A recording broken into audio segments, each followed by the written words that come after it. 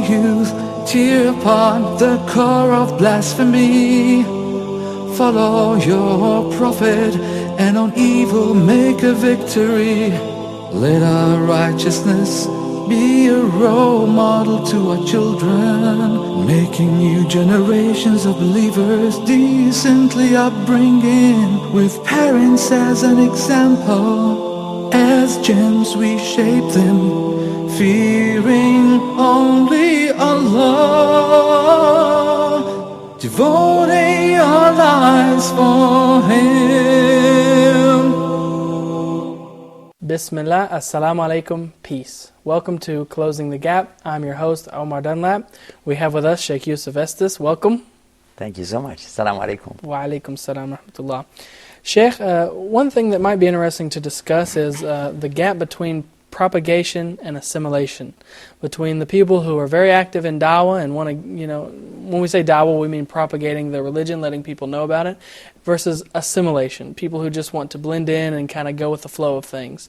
So I was wondering if you could give us some insights on that. I'm reminded of something you said in one of our other programs when you talked about when in Rome, do as the Romans do.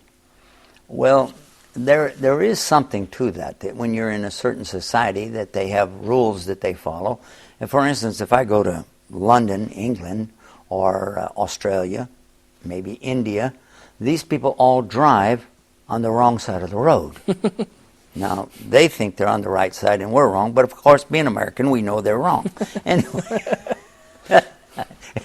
if you're in the UK, take it easy. We're playing here a little bit. But yes, they drive their vehicles on the left side of the road. And we're used to driving ours on the right side of the road.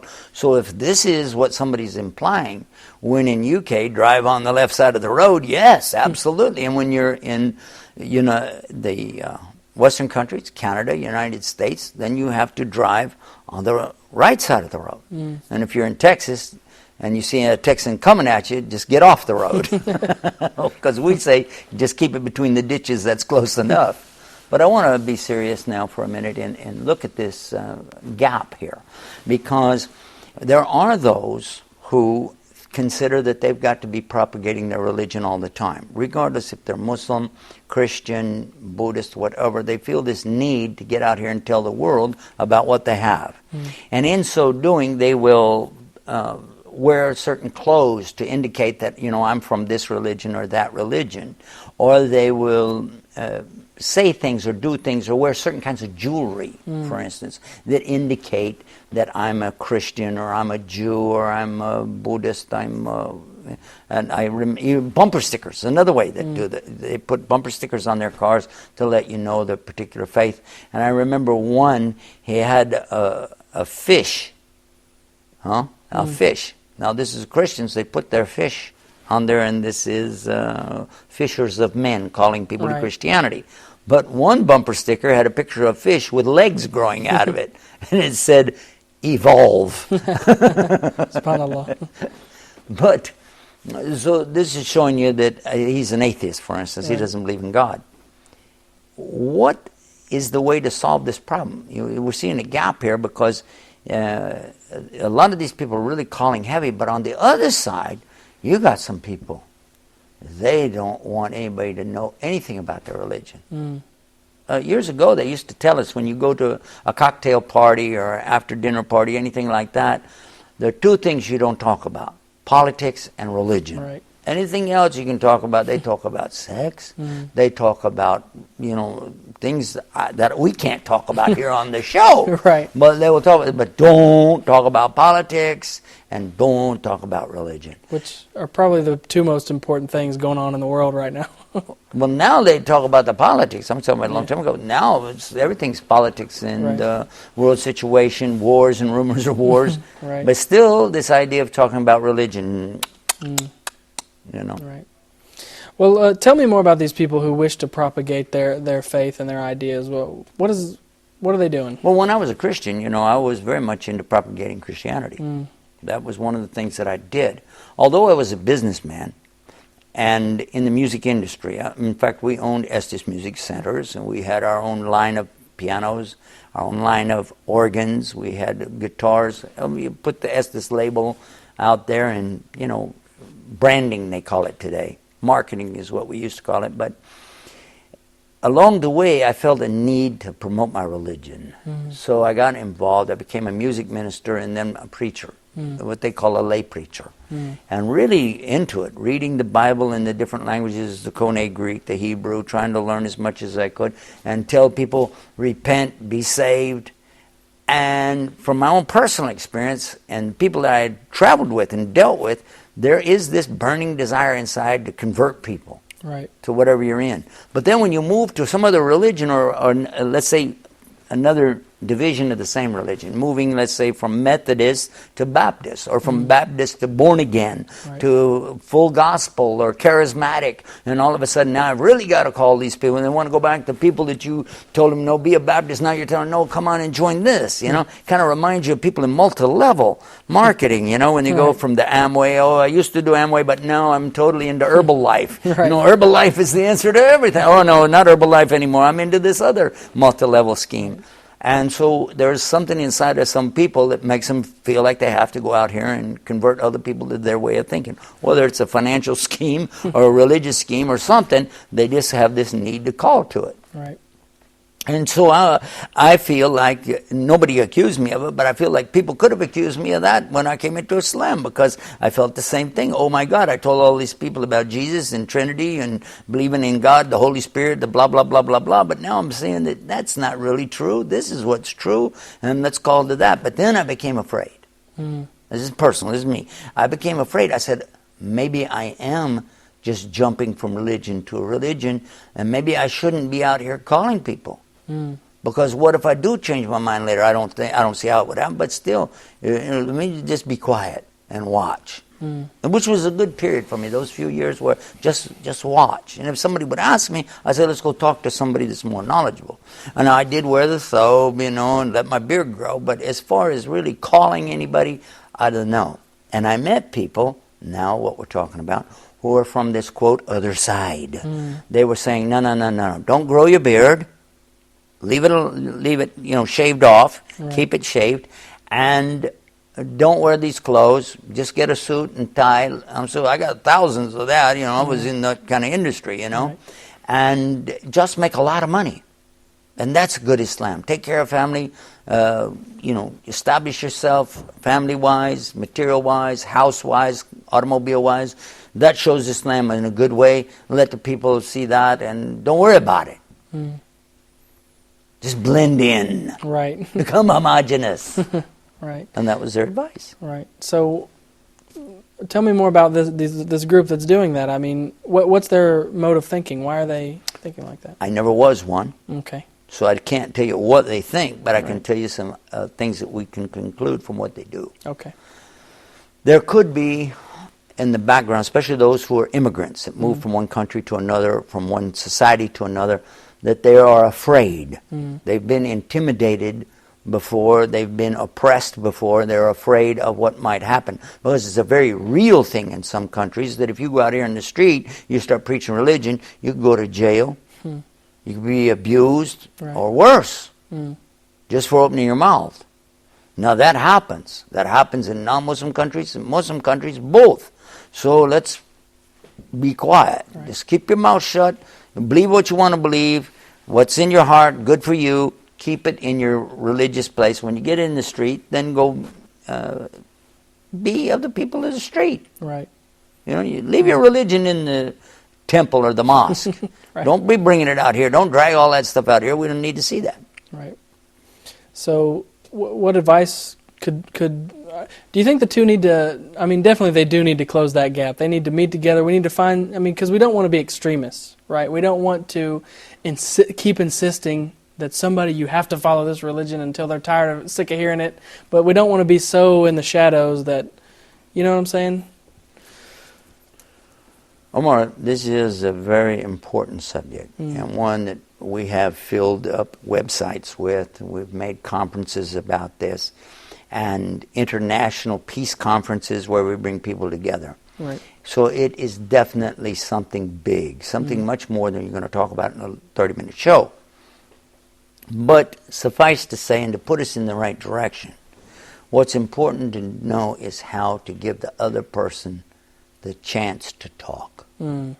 Because if I'm out here just shouting and carrying on and bringing my side of it, intimidating, pontificating ad infinitum, not giving the other person even a chance to respond, then they feel like they're being cut off, and it will be of no avail. What needs to be done is to have a coming together on the points where we would agree, and then having a tendency to keep it cool on the points where we would disagree, at least until there's opportunity for proper discussion. As far as the clothes we wear, let's deal with that particular one. It is not necessary, according to Islam, for all of us to run around in thobes and women wearing all black clothes and things like that. What is necessary, though, is very important, is to give rights to the other people. Now, we'll dress conservative in all cases. We're going to cover the aura. We're going to cover what needs to be covered. We're not going to be showing off with our clothes. And there's another reason for that, too, is you don't want to show off affluence and make people jealous and have hasad or envy. Right. Yes.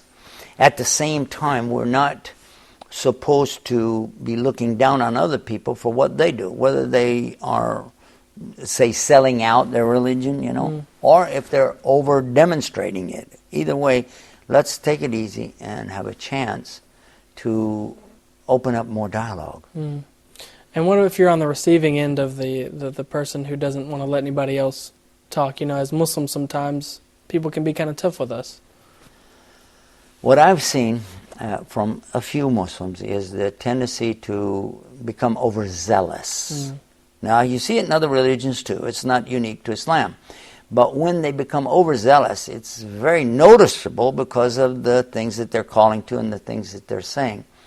But frequently, if you look and do an investigation, the background of the person, you will find that either they lived under oppression for a long time and they're now popping out of that, or they were living under a state of ignorance for a long time and they're jumping out of that. And it could be that they're coming from a background where they were totally unaware and suddenly now they're aware. The guy's only been growing his beard for 6 months. He doesn't know how yet even to make proper wudu. Right. He's not really skilled in the Arabic language, but he wants to come out here and act like he's the new savior for Islam. And we see these, these... I had that problem.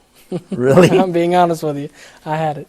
Well, when it happens, it's good to have somebody there to buffer that. Right. Because this is where extremism will come from. And if somebody doesn't put it in check, it can have a disastrous conclusion. Alhamdulillah. Well, we're going to go to a quick break, and we'll be right back, so don't go anywhere. You're watching Closing the Gap. Fearing only Allah, devoting our lives for Him.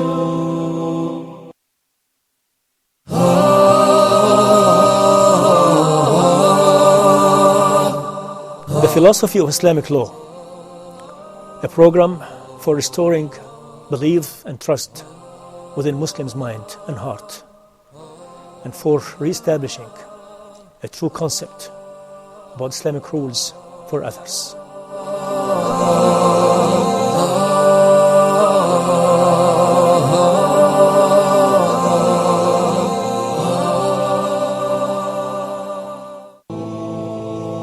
Fearing only Allah,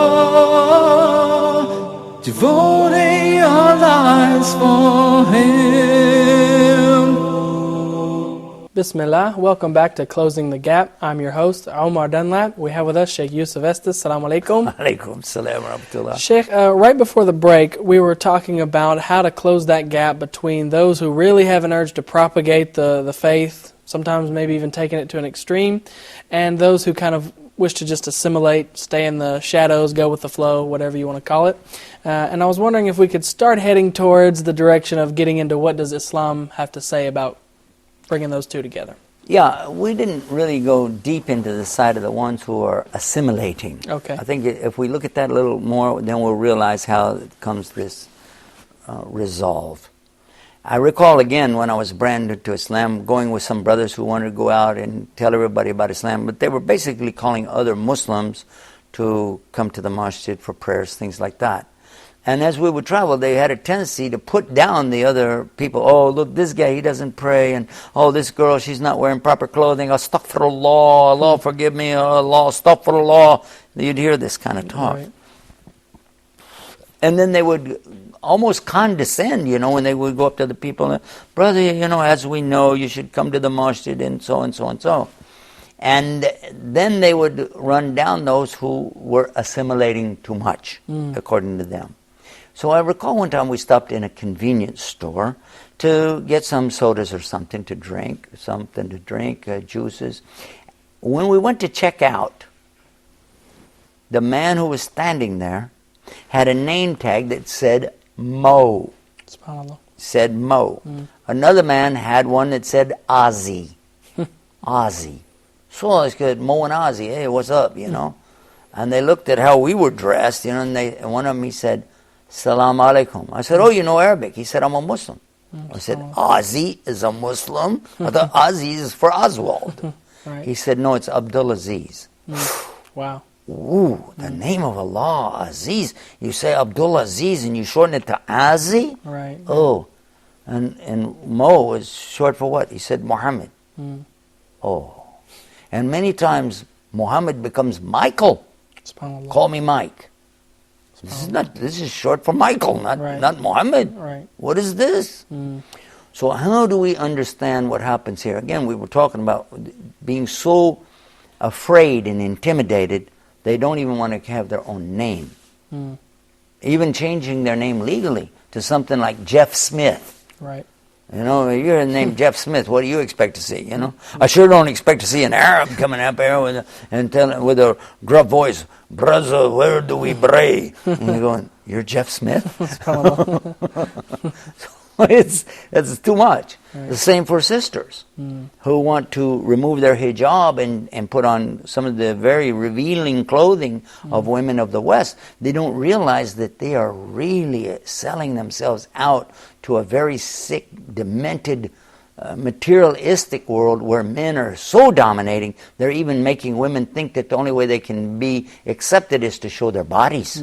You can't be accepted for your mind. You can't be accepted for your talents. You can only be accepted for a naked body that fits a certain criterion. And if you don't have that beautiful body, you better go get some plastic surgery and get something pumped up and let's have a look here. Right. This is their mentality. Right.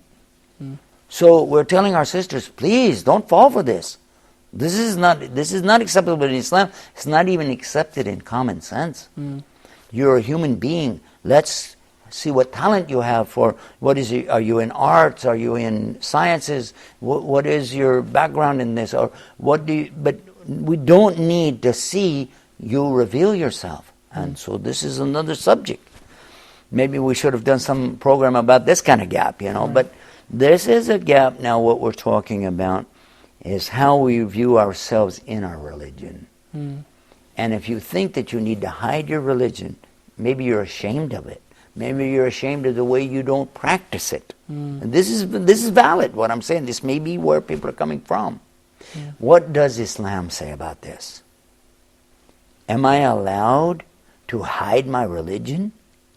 Am I allowed to go out here and beat drums and scream and holler and drive people insane with my religion? And what have we said in program after program after program? We keep coming back to this one thing. Islam is insisting on a moderation. Islam is insisting on us being at the middle road. Islam is telling us about being ummatan wasatan, to be the people who are looking for this middle path. Yes, we want to talk about Islam in a positive light. Yes, we'd like to show Islam, but not by our mouth and not by our clothes, but by the way we treat people. This is the emphasis in Islam. It's not coming from the wealth that you have, or the knowledge that you have, or the clothes that you have. It's coming from your ability to give. It's coming from your character. Islam came to perfect your character, your generosity, your nobleness with other people, your consideration of others, being humble, being shy, and allowing the other people to have the opportunity to express themselves. These are very important parts of being a Muslim in society. So how does Islam then curtail the person who wants to go out and beat the drums, like you said, or how does it curtail the person who just wants to totally assimilate? What sort of teachings can they look to see what they should be doing? We have brothers and sisters who will go out and be very judgmental on other people, even insisting in some Muslim countries. I've seen it where they insist that a non-Muslim has to dress like they do. SubhanAllah. As the women, especially. But then at the same time, I've seen from some Muslims that they are so bent on following the non-Muslim way that men are wearing shorts, which is forbidden in Islam, but they're wearing shorts. And the strangest thing, I remember one time my daughter and I were shopping in a center one time, and I saw a sister totally covered up. Her face and everything covered up. Even her face, covered up. SubhanAllah. All black. So I told my daughter, go over here and tell this lady, Salaam alaikum, let her know that there are Muslims shopping in the store, so she would feel comfortable. Because, in Texas, I mean, come on. Right. Let her feel comfortable. Let her know there's a Muslim around. She went up to her, and while she was talking, she's a little girl, talking to the sister, Salaam alaikum wa alaikum salam, here came a man walking down the aisle, carrying some stuff in his arms, and he's got shorts on, short sleeve, those tank top things, and a baseball cap, looking around, and he started walking right toward him. I said, oh my God, this man is going to go up and bother them. Sure enough, he walked right up to that lady and put his hand on her basket, and said something to her, and I said, okay, that's it, I've got to go up here now and try it, because maybe he's going to insult her, he's going to hurt her feelings. And as I got closer, I was thinking, man, that guy's big. Hope he doesn't deck me or something. But I got to tell him, this is a Muslim lady, please, Yeah. And then when I got closer, he was talking to her in Arabic. I said, of all things, this guy knows Arabic? Then I realized, oh my God, that's her husband. SubhanAllah. Oh no, this man is insisting on his wife like this, and he's like this. Ay, ay, ay, what can I say? There has to be a balance. There's got to be a balance here. Not just in other countries, but everywhere we go. People should need to know I'm Muslim by my character and what I'm showing them, not with my clothes, my wealth, my words. It's got to be coming from the heart. That's the Islam. Islam, it starts in the heart. If it's not in the heart, there's no Islam. But immediately after that, then it begins to go to what? To our remembrance of Allah. And our reading of the Quran, and our character, that we realize that these other people are like us, they're humans, they're going through their own problems. Don't be out here banging the drum and screaming and hollering at them because I just woke up yesterday to the fact that I'm not supposed to be doing X, Y, Z. Right. Right. And at the same time, for the brothers and sisters in humanity, I'm talking about not Muslim, anybody who is following a bad way, let me remember that I'm a human and they're a human. Let's see what we can do to help them at least get to a better level than where they are. Right. Does this make sense? Right, SubhanAllah, yeah. Helping everybody get to a more common ground. Let's move carefully together here and see what we can do to help each other. And I want to care about you so that you and I go to Jannah. I want to go to paradise. I want you to go. I want you to go. I want you to go. I want all of us to go to paradise. We're not going to get there with this attitude of I'm better than you, or this attitude of I'm too tired or scared, I don't want to talk about religion. No, we have to bring it out, but in a gentle way. Right. But let our actions speak volumes over our words. What sort of actions could the Muslim do? Like if, let's say there's a Muslim watching that they're not that practicing, and they say, okay, I like what you say, I like where you're going with this, so what can they do to make their actions speak louder than their words? What sort of actions would you suggest? You're reminding me of several years ago being in the very studio where we are right now, recording a program about this subject. We were talking about this, and what we were discovering was some of the beautiful teachings of Muhammad, peace be upon him, in his society, in his time. It fits so lovely now. He said, you're not a believer. He's not a believer who fills his stomach and goes to sleep at night while his neighbors' stomachs remain empty. SubhanAllah. There's a good action for you. Have you been around to check with your neighbors? How you folks doing today? How's everything? Plenty of food? Listen, without insulting them, not hurting their feelings. Oh, you're poor, I'll give you charity. No. Right. But by the way, my wife, I don't know why she baked all this extra chicken. We've got, I hope you won't mind helping us eat some of this chicken. You know, and you know what? Hope you like chocolate cake. She got 2 of these cakes, and I don't know, you know. And then what's going to happen? They'll say, these people are pretty nice. Right. And I didn't come over, I didn't put a cross on it and say, hey, we're Christians. I didn't put a half moon on there and say, hey, we're Muslims on it. No, it was out of the love that I have for a human being. Right. If they want to ask me about my religion, fine and good. If they don't, that wasn't why I was sent. The Prophet ﷺ told me now to take care of my neighbors. Right. He didn't tell me to propagate on them and insist on them and force them. Tell them what? Tell them I'm here as your neighbor. Right. Then, when the opportunity is right, when we are talking about religion, when it is time to discuss it, be clear on what your message is.